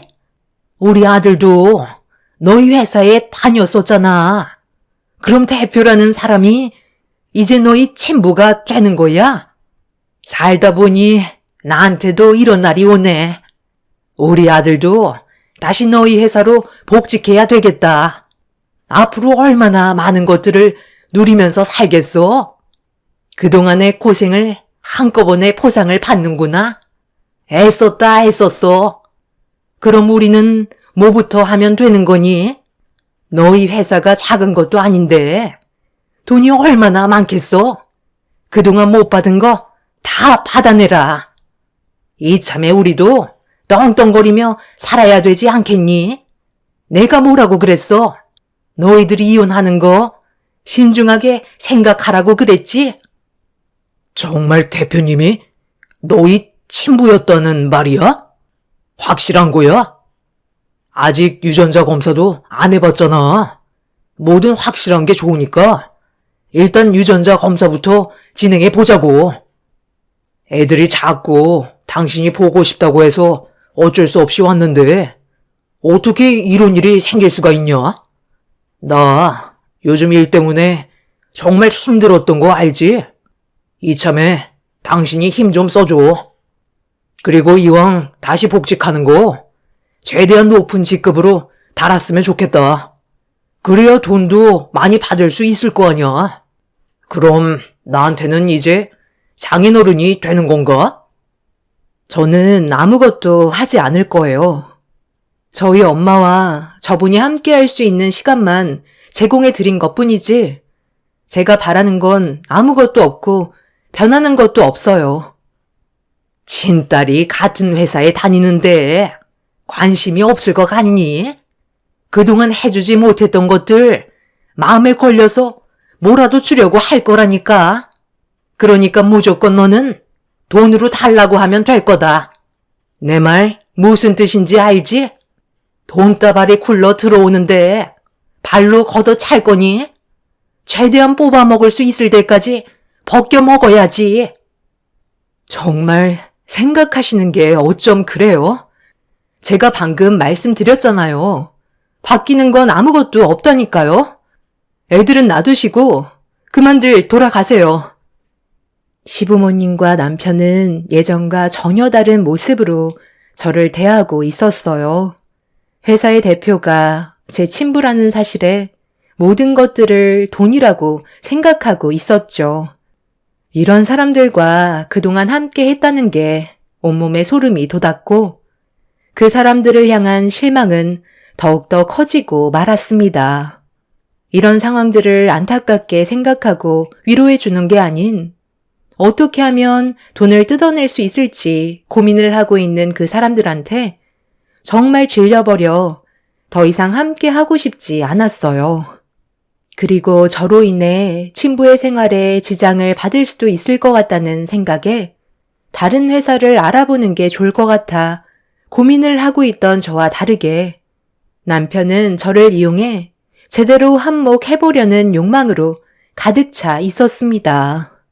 힘겹게 시댁 집안 사람들을 돌려보냈지만 하루도 안 빠지고 계속해서 병원에 와서 안 하던 행동들을 하기 시작했어요. 너무 가식적인 행동들에 더는 참기 어려웠던 저는 남편에게 이혼을 통보했죠. 하지만 제 말은 전혀 귀에 들어가지 않았습니다. 엄마는 친부와 함께 열흘 정도 함께 시간을 보낸 뒤 결국 세상을 떠나셨어요. 그리고 친부의 도움을 받아 장례를 치를 수 있게 되었죠. 엄마가 세상을 떠나시기 전에 친부와 있었던 오해가 풀려서 마음이 한결 편해지긴 했지만 문제는 이 다음부터였습니다. 친부의 가족들과도 한 회사에서 같이 근무를 했던 터라 알고 지낸 지 오래됐었기 때문에 이런 사실에 대해 불편해했어요. 친부는 유전자 검사를 부탁했고 결과는 99%가 일치하게 나왔었죠. 한 회사에서 더 이상 같이 근무를 할 수 없는 환경이 되어버리다 보니 저는 이직을 할 수밖에 없었습니다. 친부의 자식들이 저를 너무 안 좋게 생각하고 있어서 회사에서도 소문이 안 좋게 퍼지기 시작했던 거였죠. 제가 회사에서 나오자 남편과 시부모님이 버티지 않고 나온 거에 대해 불만을 털어놓으셨고 저는 그런 사람들을 더 이상 보고 싶지 않아 이혼 소송을 진행하게 되었어요. 지금 현재 저는 남편과 이혼 소송 중이고 다른 회사에서 근무를 하고 있습니다. 그리고 친부는 제가 친딸이라는 걸 알게 된 순간부터 저에게 많은 것들을 해주려고 노력하고 계세요. 엄마 대신 늦었지만 아빠의 역할을 해주시려는데 가정이 있으신 분이라 가족들에게 피해가 갈까봐 제가 조심스러워집니다. 문제가 커지지 않았으면 좋겠는데 얼마 전에 친부가 집을 하나 마련해 주셨어요. 아이들을 안전하게 키울 수 있는 여건을 만들어 주시겠다고 하셨는데 제가 앞으로 어떻게 처신을 해야 될지 모르겠습니다. 분명 친부가 맞긴 하지만 15년 동안 대표님으로 알고 지냈던 사이라서 계속해서 거리감이 느껴지는 건 사실이에요. 인생 선배님들께선 친부가 주시는 건 뭐든 받아도 된다고 생각하시나요? 남편과 이혼을 하게 되면 아이들은 제가 키우게 될 것 같습니다. 법적으로도 제가 상당히 유리한 쪽으로 적용이 되어 있는 상황이라 크게 문제가 될 것 같지는 않지만 제 옆에서 다가오지 못하시고 맴돌고 계신 친부와의 관계를 어떻게 해결해야 될지 모르겠어요. 그 집안 사람들이 저와 아이들한테 피해를 주게 될까봐 상당히 조심스러운 입장이라 이렇게 사연을 신청하게 되었습니다. 많은 분들께서 제가 어떻게 처신하면 좋을지 의견 주신다면 정말 감사할 것 같아요. 제 사연 들어주신 분들, 오늘도 사고 없이 하루를 잘 마무리하시길 바랍니다. 감사합니다. 안녕하세요. 저는 양평에 살고 있는 38살 여자입니다. 저는 얼마 전에 이혼한 시댁 식구들에 대해 이야기 좀 하려고 사연을 신청하게 되었습니다. 그 사람들은 자신의 잘못도 알지 못한 채 떵떵거리더니 결국 저희 아빠의 다리를 잡으며 오열을 하고 말았네요. 그 사람들은 벌을 받아야 마땅했기 때문에 아빠는 그날 시댁 식구들의 상견례장에 나타나셨고 결국 아수라장이 되면서 시댁 식구의 인생 또한 나락으로 떨어지게 되었습니다. 먼저 과거로 돌아가 남편과의 결혼 생활에 대해 먼저 얘기를 좀 해보면 그때 당시 아빠는 꽤 여러 지역에 사업을 확장하셔서 관리하는데도 정신이 없으셨고 그중 하나의 점포를 저희 남편에게 운영권을 넘겨주었습니다. 그때까지만 해도 남편은 일반 회사에서 착실하게 일을 하면서 저와의 결혼 생활을 유지하고 있었지만 마음속으로는 사업을 꿈꾸고 있었던 것 같아 보였어요. 같이 저녁을 먹거나 대화를 나누고 있으면 은연중에 아빠처럼 사업을 해보고 싶다며 저에게 툭툭 던지면서 무언가를 바라고 있는 듯 보였어요. 하지만 제가 뭘 어떻게 해줄 수 있는 위치도 아닐 뿐더러 저희에게는 그만한 자금도 없었기 때문에 회사에서 착실하게 벌어오는 돈으로도 충분하다며 지금 생활에 만족한다는 걸 얘기해 줬었어요. 하지만 아빠의 사업이 잘 되고 있는 걸 옆에서 지켜보고 있다 보니 본인도 사업을 하고 싶어 하는 욕망이 점점 더 커지면서 결국 주말에 친정집에 갔을 때 식사를 하던 도중 갑자기 남편이 돌발 행동을 하게 되었네요. 장인어른, 부탁드리겠습니다. 저한테 점포 하나만 내어주시면 안 될까요? 사업은 점점 확장되어 가고 있는데 관리할 사람은 모자라잖아요. 그 자리에 제가 들어가고 싶습니다. 그러니 이번에 새로 확장하려고 계획하시고 있는 지역에 제가 들어가서 관리할 수 있게 기회를 주시면 안 될까요? 저 정말 성공하고 싶어요. 그리고 지연이한테도 멋진 남편의 모습을 보여줘야 하지 않겠어요? 제가 돈이 없어서 사업을 못하는 것 뿐이지 열정 하나만큼은 누구보다 자신 있습니다. 갑자기 그게 무슨 말이야? 당신 회사 일 말고는 아무것도 해본 적 없으면서 갑자기 아빠 사업에 뛰어들어서 어쩌자는 거야? 나도 집안의 가장인데 언제까지 남의 회사에서 푼돈 받으면서 생활하고 싶지 않다고. 내 마음속에는 항상 사장님 소리가 듣고 싶었다고.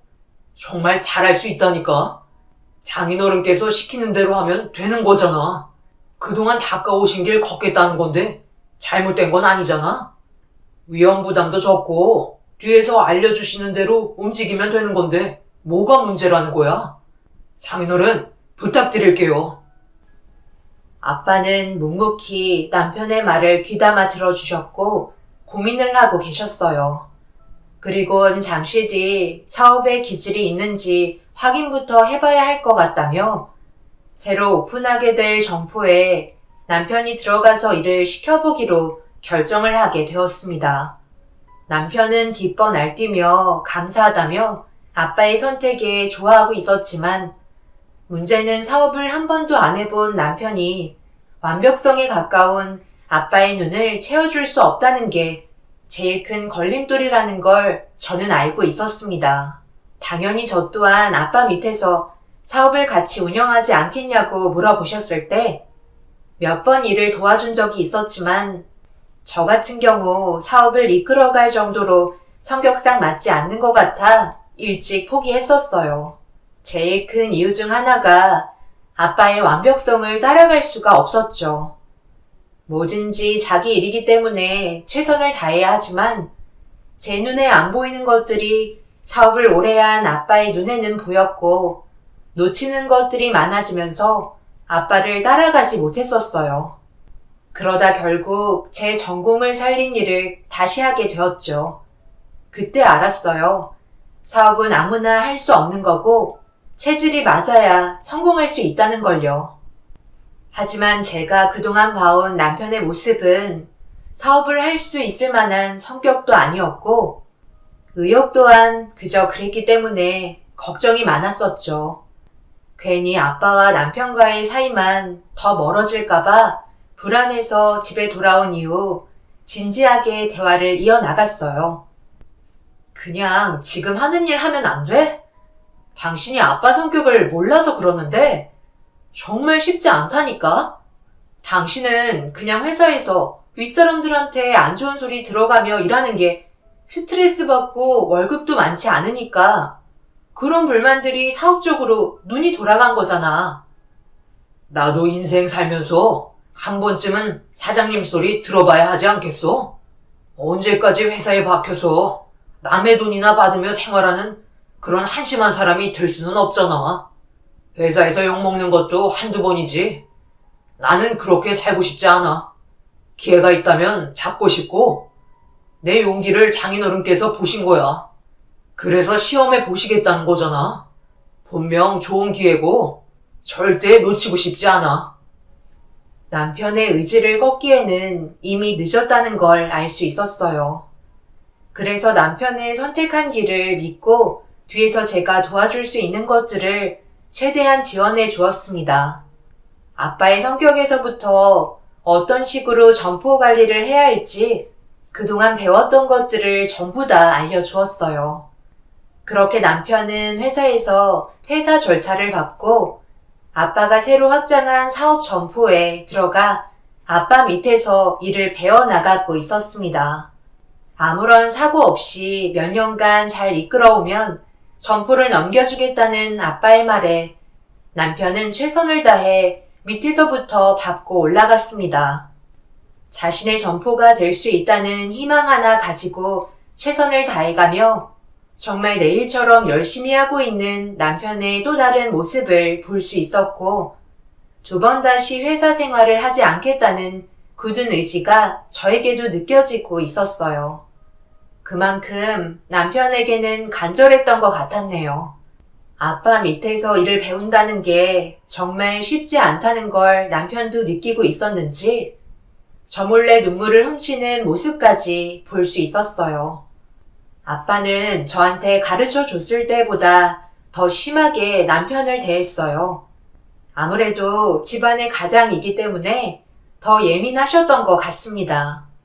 그렇게 시간이 지나갈수록 아빠의 잔소리는 처음 일을 배울 때보다 줄어들기 시작하면서 무엇을 원하고 어떤 식으로 일을 해야 되는지 터득하게 되었네요. 결국 혼자서 점포를 관리할 수 있을 만큼 수준까지 끌어올리게 되면서 아빠는 남편을 믿고 점포를 내어 주었습니다. 그리고 몇 년간 꾸준하게 사업을 성장시켜 오면서 인정을 받게 된 남편을 긍정적으로 바라보셨어요. 솔직히 이 정도 했으면 이제 넘겨줄 때도 되지 않았나? 매출도 잘 나오고 이렇게 열정적으로 하고 있는데 너무하신 거 아니니? 이 문제는 제가 관여할 상황이 아니라서요. 저희 아빠도 생각하고 계신 것들이 분명 있으실 거예요. 내 아들이 뭐가 못났다고 3년간 무상으로 일을 해줘야 되는 거야? 적당한 선에서 그냥 주면 되는 거지. 우리가 남이야? 한 배를 탄 가족한테 이러면 안 되는 거지. 내가 왜 이런 식으로 나오겠어?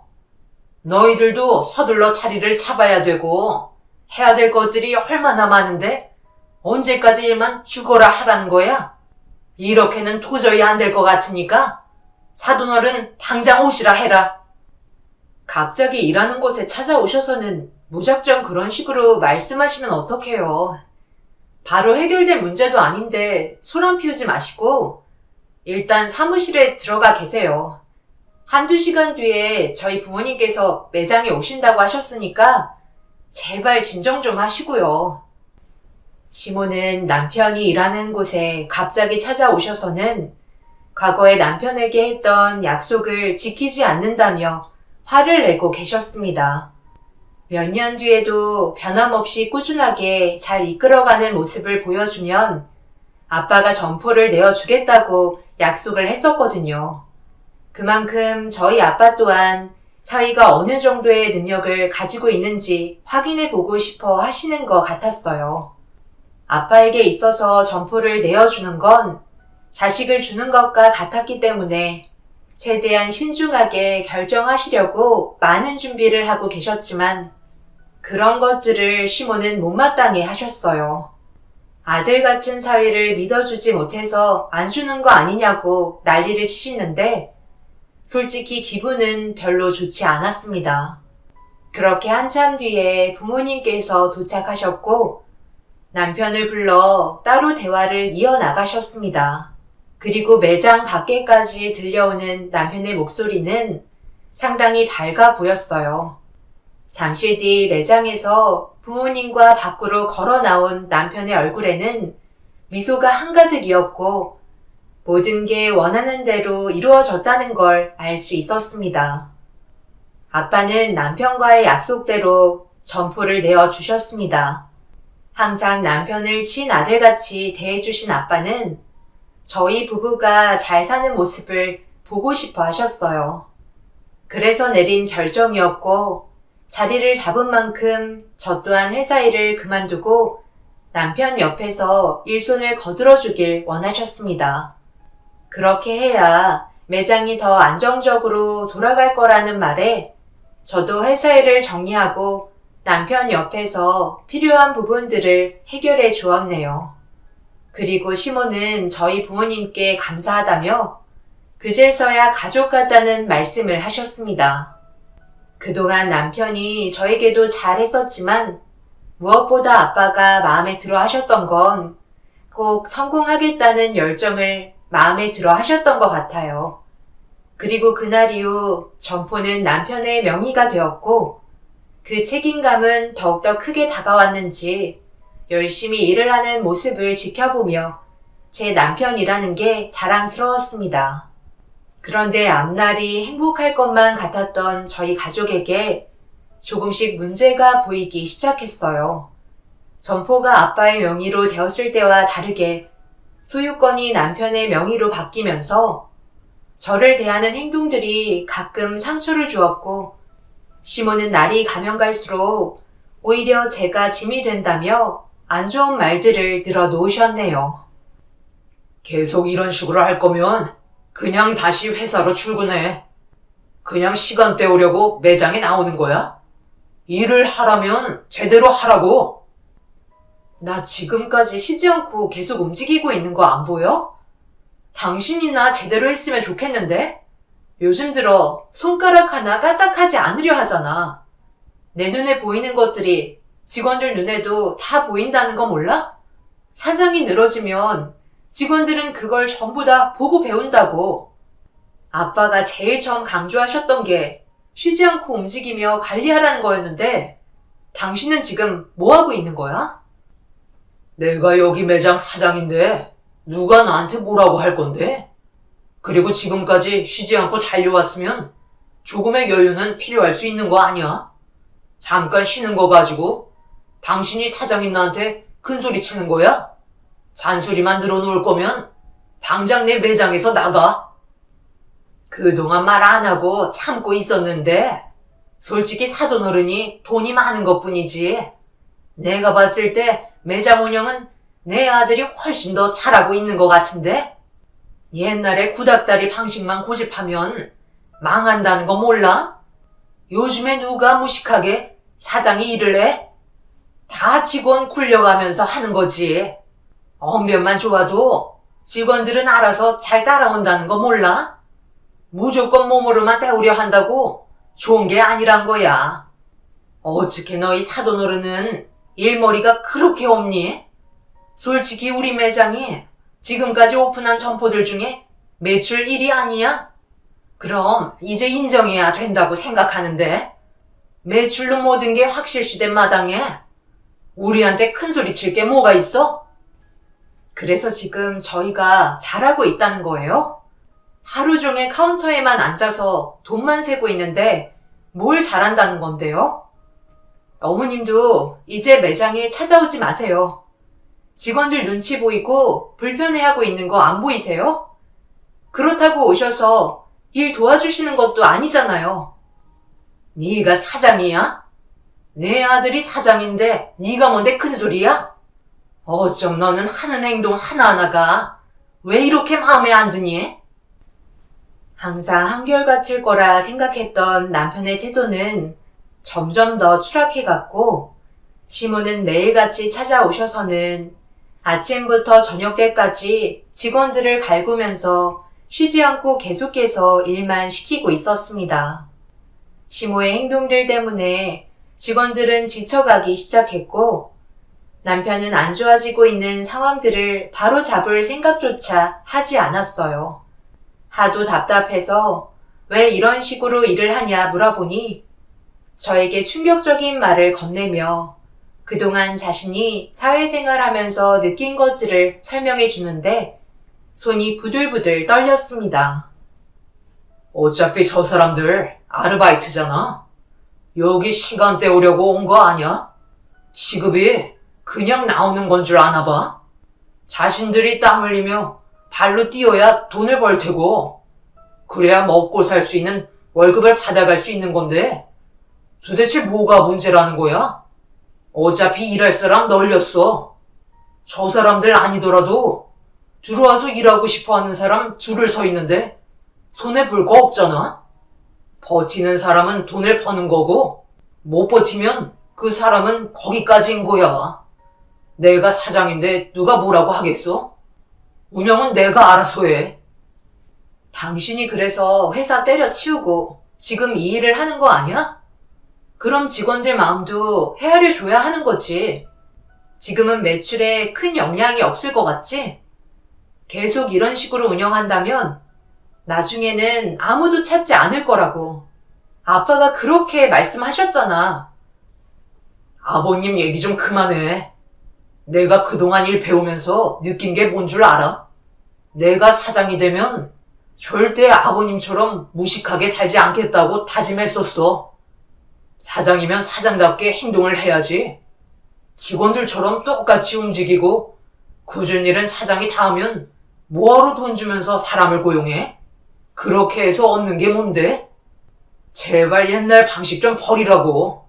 당신 계속해서 나한테 잔소리할 거면 다시는 매장에 찾아오지 마.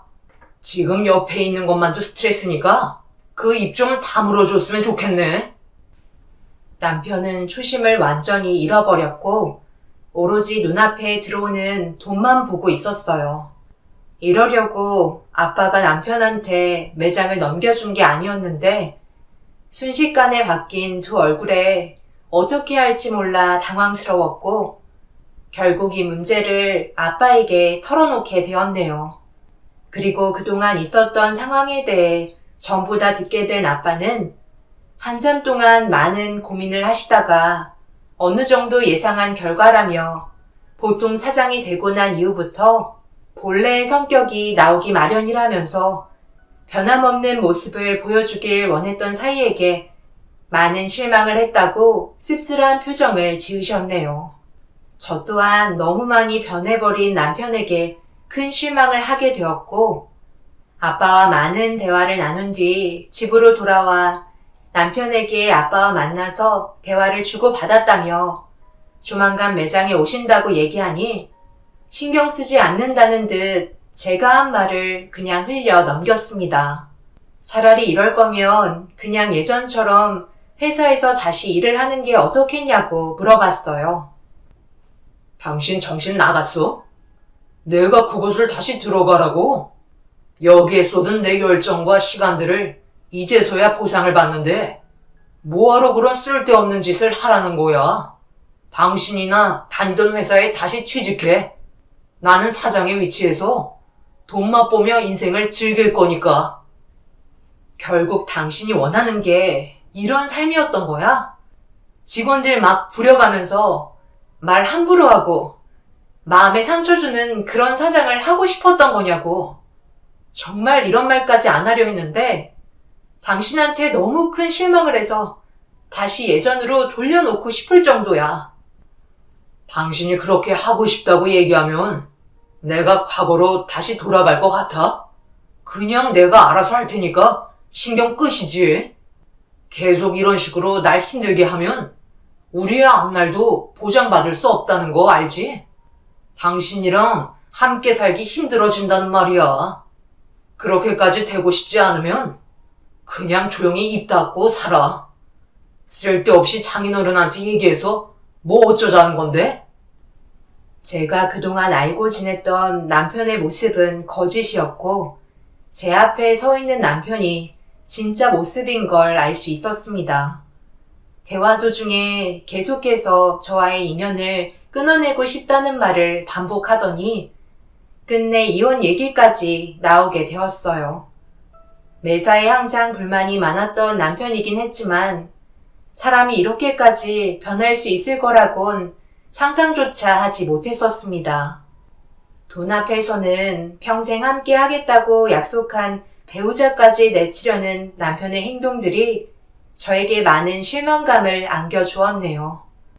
결국 남아있던 정까지 떨어질 정도로 남편은 아빠의 부탁을 거절했고 저와 이혼하게 되는 상황까지 오고야 말았습니다. 제 생각이 맞았다니까요. 아버님, 그렇게 되실 줄 알았어요. 사업은 아무나 하나요? 지금까지 버티신 것만도 저는 대단하다고 생각되는데요. 저도 사업을 한 지 몇 년밖에 안 되었지만 사람한테는 재능이라는 게 있는 거잖아요. 저는 사업에 타고났어요. 그만큼 운영 방식 또한 현재 시대에 맞게 잘 이끌어가고 있다고요. 아버님께서 이제는 저를 본받아야 하지 않겠어요? 그러기에는 너무 늦었을지도 모르겠네요. 직원들이 대화 나누는 거 들어보니까 소문이 사실인 것 같던데. 정말 다행인 게 저한테 매장을 넘기셨으니 그나마 점포 하나는 건질 수 있었던 거 아닙니까? 아버님 개털 되셨다면서요? 지금 줄줄이 쓰러져서 적잖은 곳 겨우 메꾸고 있다던데. 계속 버티셔봤자 쫄딱 망하실 텐데 더 힘들어지시기 전에 처분하시고 남은 돈으로 노후 자금에 쓰세요. 제가 일 배울 때 그렇게 뭐라고 하시더니 결국 이런 꼴이 되셨네요. 이래서 사람 앞날 아무도 모른다는 거죠. 항상 저에게 하셨던 그 말 평생 마음에 담아두고 살고 있습니다. 그럼 저는 바빠서 먼저 일어날 테니 살펴가세요. 자네 어떻게 나한테 그럴 수 있나? 내가 그동안 자네를 친아들처럼 생각하며 정말 잘해줬는데 도움을 주지 않겠다는 게인가? 그건 제가 여유 있을 때 도와드리는 거죠. 그럼 이 점포를 다시 장인어른께 돌려달라는 건가요? 제 손에 들어온 걸 왜 다시 드려야 하는 건데요? 저는 그렇게 하고 싶지 않으니까 그만 돌아가세요. 이런 식으로 대화 나누는 건 아무런 의미가 없어요. 당신 정말 이럴 거야? 우리가 그동안 도와준 건 생각 안 해? 지금 상황이 많이 안 좋다 보니 아빠가 당신한테 부탁하는 거잖아. 경기가 안 좋아지면서 줄줄이 사탕처럼 쓰러져가는 아빠의 점포를 하나둘 처분하기 시작했고 결국 모든 매장을 정리한 뒤 모자란 금액은 남편에게 도움을 받고자 부탁을 했었어요. 하지만 남편은 매몰차게 아빠를 내쳤고 제 말도 들어주려 하지 않았습니다. 결국 서로의 언성이 높아지기까지 하면서 안 좋은 모습까지 보이게 되었고 남편은 아빠와 저를 밖으로 밀쳐냈네요. 아빠는 고개를 떨군 채 씁쓸한 표정으로 한참 동안 그 자리에서 다리를 떼지 못하셨어요. 그동안 아빠와 남편이 함께하는 시간 동안 정말 많은 추억들이 담겨있던 이곳에서 아빠를 밀쳐냈다는 게 너무 큰 상처를 받게 되신 것 같았습니다. 결국 빈손으로 돌아가시는 아빠의 뒷모습만 바라보고 있는데 충격이 가시지 않으셨는지 휘청거리시며 몸을 벽에 기대셨고 반복해서 한숨을 내쉬었어요.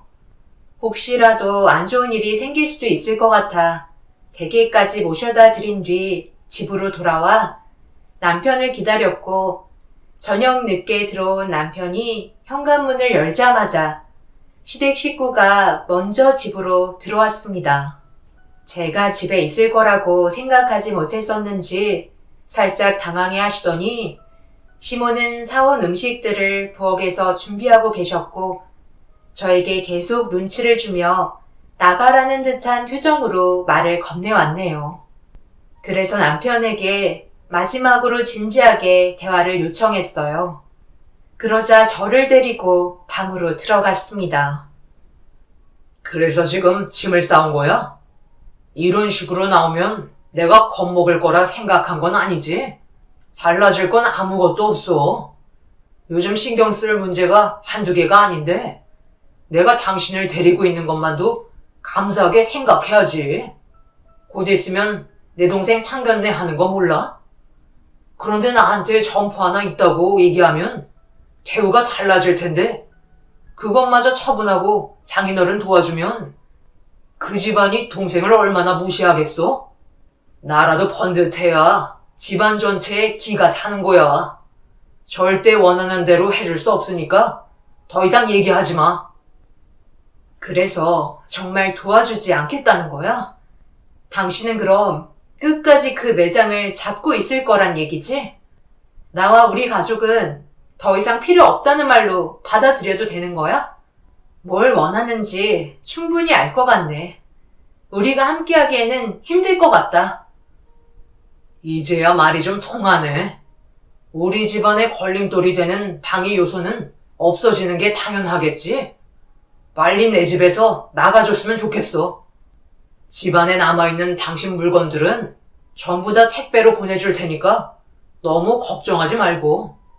그럼 대화 끝난 것 같으니 그만 나가줘라. 내가 마지막으로 다시 한 번만 물을게. 당신 정말 나랑 인연 끝낼 거야? 나는 지금 기회를 주고 있는 거야. 우리 집이 주저앉았다고 더 이상 볼 필요 없다는 거지? 그동안 함께한 세월보다 눈앞에 보이는 돈이 더 중요하다는 거야? 예, 너는 그만 좀 하지 못해? 내 아들이 싫다잖아. 무슨 말이 그리 많아? 힘들게 일하고 들어와서 이제 저녁 좀 먹으려는데 지금 뭐 하자는 거야? 당장 안 나가? 그냥 이혼하면 될 것을 왜 이리 질질 끌고 있어? 너희 집안이 망한 걸 왜 우리한테 그래? 아들, 빨리 밖으로 내쫓아버려라. 음식 준비 다 됐는데 전부 다 식어버리겠다. 제발 그 얼굴 좀 내 앞에 보이게 좀 하지 마라.